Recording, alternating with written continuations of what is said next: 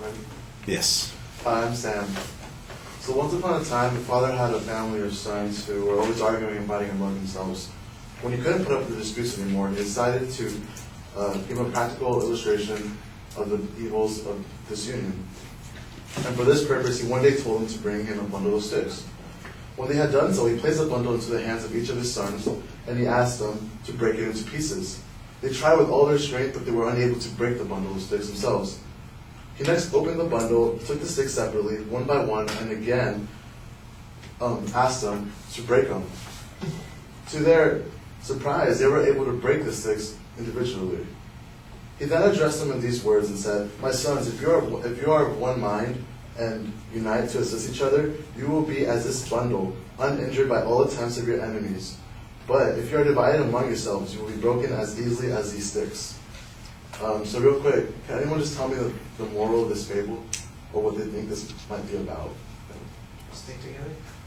Let's stick together. That's a good one. It's good. But the moral of this fable is union gives strength. More specifically, I will be talking about the cultural diversity that can make a positive impact in the community. Living in the United States, we witness cultural diversity every day. From going to the market to buy some tortillas, to going to buy some Polish dogs at a baseball game, to even going to a school that has a balanced ethnic breakdown. Diversity breathes around us. However, there are many who oppose cultural diversity and believe in more conservative cultural values. Unfortunately, that's the truth. Cultural diversity has emerged as a key concern at the turn of the new century. Yet the meanings attached to this catch-all term are as varied as they are shifting. Some people see cultural diversity as inherently positive, as long as it points to sharing the wealth embodied in each of the world's cultures, and accordingly to the links uniting us all in process of exchange and dialogue. For others, cultural differences are what cause us to lose sight of our common humanity and are therefore the root of numerous conflicts.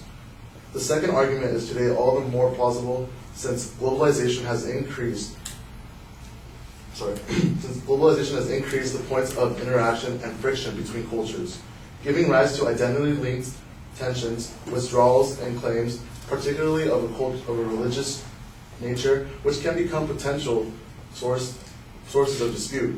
The essential challenge, therefore, would be to propose a coherent vision of cultural diversity and thereby to clarify how far from being a threat it can become beneficial to the action of the international community. So first, let's examine the role of culture in society. Every human being has a right to culture, including the right to enjoy and develop life and identity. Cultural rights, however, are not unlimited. The right to culture is limited at the point at which it infringes another human right. So for example, no right can be used at the expense or destruction of another, in accordance with international law. This means that cultural rights cannot be invoked or interpreted in such a way as to justify any act leading to the denial or violation of other human rights and fundamental freedoms. As such, claiming cultural relativism as an excuse to violate or deny any human right is an abuse of the right to culture. Diana Aiden Schechner, a writer for the United Nations website, describes that there are legitimate, substantive limitations on cultural practices, even on well-entrenched traditions. For example, no culture today can legitimately claim a right to practice slavery. Despite its practice in many cultures throughout history, slavery today cannot be considered legitimate, legal, or part of a cultural legacy, entitled to protection in any way. To the contrary, all forms of slavery, including contemporary slavery-like practices, are a gross violation of human rights under international law. Yet, even in the extreme circumstances of slavery, exchanges take place whereby certain discrete processes reverse enculturation and come to be assimilated by the dominating culture.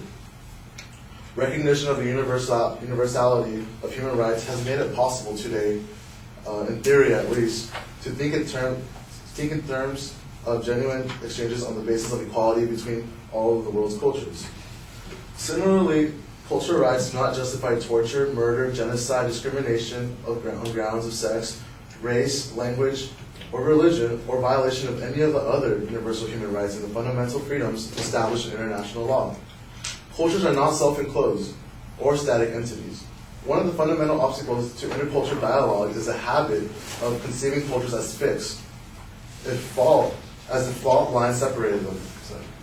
One of the main objections to Samuel Huntington's thesis of a clash of civilizations which states that people's cultural and religious identities could harm and become the primary source of conflict in the post-Cold War era, is that it embraces singular rather than multiple affiliations between human communities and fails to take account of cultural interdependency and interaction. And by that I mean that whenever a culture moves into another community, it affects other cultures or dominates another one. And that is not necessarily true, as we see that in many cities, especially in California. So to describe fault lines as the differences between cultures is to overlook the absorbency of cultural boundaries and the creative potential of the individuals they embrace. Cultures like individuals exist in a relationship to one another. The intermingling of cultures throughout history has found expression in a variety of cultural forms and practices, from cultural borrowings to exchanges in culture, to colonialism, to even conquest. For example, in World War II, the implementation of the Tuskegee Airmen aided the American military, as it was the first African-American troop that were aviators, and they helped defeat some Nazi bombers. That is an example, as we see in the media today, and that is an assimilation of culture. And not necessarily does it have to be a culture from another country. It can be a culture within a community itself that introduces itself and breaks barriers. So culture diversity, likewise, So G.K. Chesterton once said, "In the end, it will not matter to us whether we wrote well or ill, whether we fought all flails or reeds. It will matter to us greatly on which side we fought." So there is an urgent need to invest in diversity in a wide range of public policies, including those somewhat remote to the cultural field.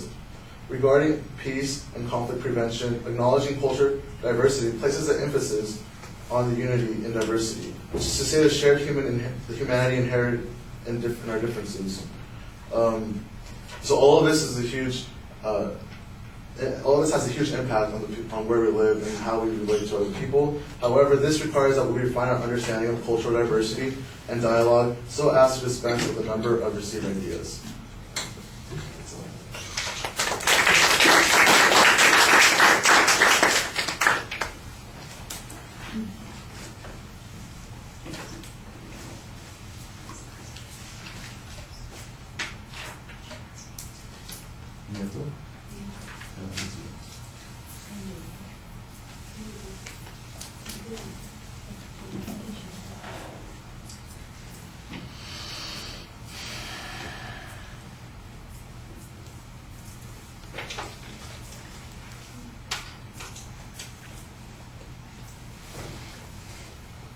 Well, I tell you, the response speaker is going to have an issue with this one because it's going to be like fighting a cloud.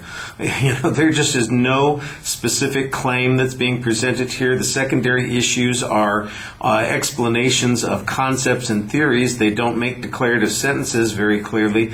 The evidence that you use to prove any of these points is extremely thin.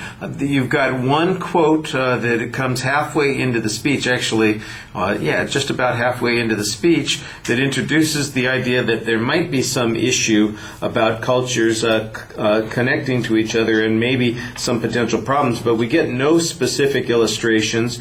There's a suggestion at one point that there might be groups that resist cultural diversity, and again, I don't really hear anything that's being talked about in terms of contemporary experience. I don't know what particular cultural clash you're talking about that is going to be something that people argue about. This is, very vague. I mean, in essence, the only particulars that you have are the Tuskegee Airmen, which is a case from almost 70 years ago, and slavery, which I know does exist in some cultures in some forms, but is largely, like you said, seen as being inappropriate and irrelevant. So who's arguing that it ought to be used to either judge a culture or that it should be allowed because the culture accepts it?